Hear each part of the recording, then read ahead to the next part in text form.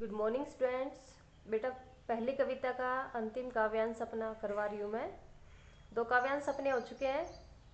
तो देखिए, इस काव्यांश में कबीर जी ने जो पाखंडी आडंबर धारण करने वाले जो लोग होते हैं उनके ऊपर व्यंग्य किया है कि वो किस तरह अपने आप को यानी कि ज्ञानी दिखाने का प्रयास करते हैं, लेकिन वास्तव में ऐसे लोगों में कुछ भी ज्ञान नहीं होता। तो देखिए, टोपी पहिरे माला पहिरे छाप तिलक अनुमाना। प्रस्तुत काव्यांश में कबीर जी कहते हैं कि जो पाखंडी लोग होते हैं वो अनेक प्रकार की पहिरे होता है पहनना, टोपी पहिरे टोपी पहनते हैं, माला पहिरे माला पहनते हैं, छाप अलग अलग तरह के माथे पर तिलक लगाते हैं, छाप लगाते हैं, अनुमाना अनुमान। कहते हैं कि जो पाखंडी लोग होते हैं वो अनेक प्रकार की टोपी माला पहनते हैं, छाप तिलक लगाते हैं। इसी से या इन्हीं चीज़ों से, इन्हीं को देखकर हम उनके पाखंड का अनुमान लगा सकते हैं कि वो कितने पाखंडी हैं। साखी शब्द ही गावत भूले आत्म खबरी न जाना। साखी होता है दोहा, शब्द ही भजन, गावत गाते, आत्म खबरी अपने अंदर छिपे परमात्मा का तत्व, परमात्मा का अंश, न जाना नहीं जानते। कि जो पाखंडी लोग होते हैं वो क्या करते हैं, साखी गाते हैं, शब्द गाते हैं, यानी कि भजन गाते हैं, ईश्वर के भजन लोगों को गाकर सुनाते हैं, लेकिन आत्म खबरी न जाना, लेकिन अंदर छिपे परमात्मा के अंश को नहीं जानते।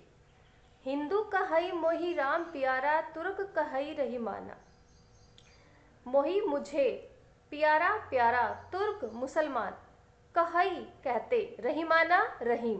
कहता है कि हिंदू क्या कहता है, मोहि राम प्यारा, कि मुझे राम प्यारे हैं, राम बहुत ही प्रिय है। तुर्क कहई रहीमाना, और मुसलमान कहते हैं कि मुझे रहीम प्रिय है। यानी कि हिंदू राम को मानता है और रहीम, जो मुसलमान है वो रहीम को मानता है।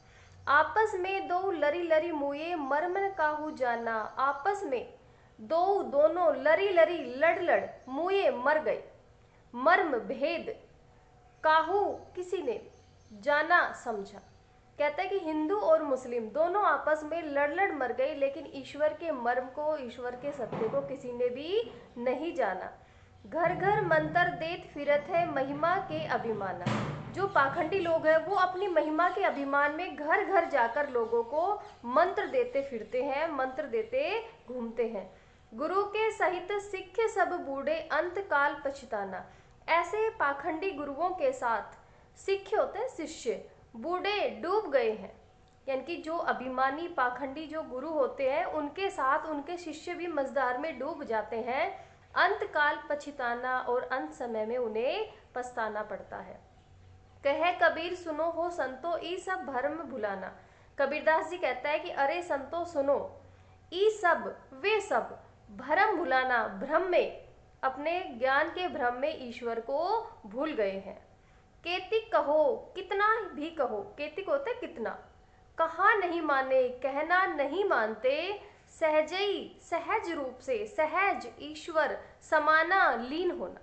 कबीर जी कहते हैं कि अरे संतो सुनो, वे लोग अपने भ्रम में, अपने ज्ञान में ईश्वर को भूल गए हैं।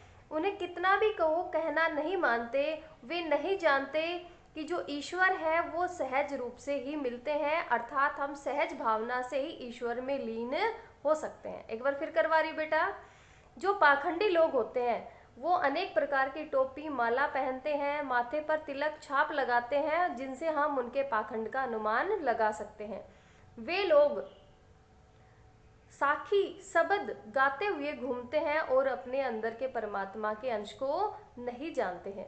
हिंदू कही मोई राम प्यारा, तुर्क कही रही माना। हिंदू कहता है कि मुझे राम प्रिय है और मुसलमान कहता है कि मुझे रहीम प्रिय है। आपस में दो लरी लरी मुए मरम न काहू जाना। दोनों आपस में लड़ लड़ मर गए, लेकिन ईश्वर के भेद को, रहस्य को किसी ने भी नहीं जाना। घर घर मंत्र देत फिरत है महिमा के अभिमाना। ये लोग अपने महिमा के अभिमान में घर घर जाकर लोगों को मंत्र देते हैं, मुक्ति के उपाय बताते हैं। गुरु के सहित सिख सब बूढ़े अंत काल पछताना। ऐसे पाखंडी अभिमानी गुरुओं के साथ उनके शिष्य भी मझधार में डूब जाते हैं और अंत समय में उन्हें पछताना पड़ता है। कहई कबीर सुनो हो संतो ई सब भ्रम बुलाना। कबीरदास जी कहते हैं कि अरे संतो सुनो, ये सब भ्रम में, ईश्वर को भूल गए हैं। केतिक कहो कहाँ नहीं माने, सहजे सहज समाना। इन्हें कितना भी कहो कहना नहीं मानते। ये नहीं जानते कि ईश्वर है वो सहज भावना से ही मिलते हैं, अर्थात सहज भावना से हम ईश्वर में लीन हो सकते हैं। ठीक है बेटा, तो ये आपकी पहली कविता कंप्लीट है, पूरी हो गई है। इसकी व्याख्या आपको याद करनी है। धन्यवाद।